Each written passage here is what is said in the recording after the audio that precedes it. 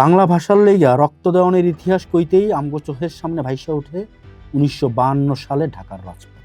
কিন্তু এর ঠিক ৯টা বছর পর ১৯৬১ সালের ১৯ মে ভারতের আসামের শিলচরে রচিত হয়েছিল ভাষা আন্দোলনের আরেক রক্তঝরা অধ্যায়, যা আইজও আমাকে অনেকের কাছে অজানাই রয়ে গেছে।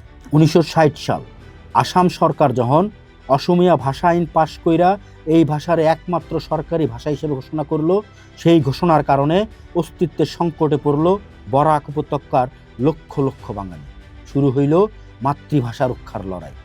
বরাক উপত্যকার শিলচর, করিমগঞ্জ, হাইলাকান্দি উত্তাল হয়ে উঠল প্রতিবাদে।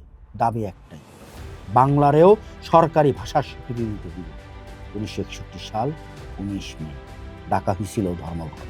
ওই দিন সকালে শিলচর রেলওয়ে স্টেশনে হাজার হাজার মানুষ শান্তিপূর্ণ অবস্থানে বসছিল। কিন্তু দুপুরের দিকে হঠাৎই পরিস্থিতি উত্তপ্ত হয়ে গেল। কোনো ধরনের পূর্ব ঘোষণা ছাড়াই পুলিশ আর আধা সামরিক বাহিনী আন্দোলনকারীর উপরে নির্বিচারে গুলি চালায়। মুহূর্তের মধ্যে রেলওয়ে স্টেশনের মাটি ১১ জন বাঙালির তাজা রক্তে লাল হয়ে গেল। নিহতের মধ্যে আছিলেন কমলা ভট্টাচার্য, যিনি বিশ্বের ইতিহাসে ভাষার জন্য আত্মদানকারী প্রথম নারী শহীদ। তার লগে জীবন দিছিলেন শচীন্দ্র পাল, কানাইলাল নিয়োগী, চণ্ডীচরণ সূত্রধর সহ আরো ১০ জন। এই ১১ জনের আত্মত্যাগ দেখা যায় না। প্রবল জনমতের চাপে শেষ পর্যন্ত ভারত সরকার পিছু হটতে বাধ্য হয়েছিল এবং বরাক উপত্যকায় বাংলারেও অন্যতম সরকারি ভাষা হিসেবে স্বীকৃতি দেওয়া হয়েছে। আজ ১৯ মে শিলচর ভাষা দিবস। ঢাকার ২১শে ফেব্রুয়ারি আন্তর্জাতিক স্বীকৃতি পাইলেও শিলচরের এই ১১ জন শহীদের রক্তঝরা গল্প আজও ইতিহাসের পাতায় কিছুটা অন্তরালেই রয়ে গেছে।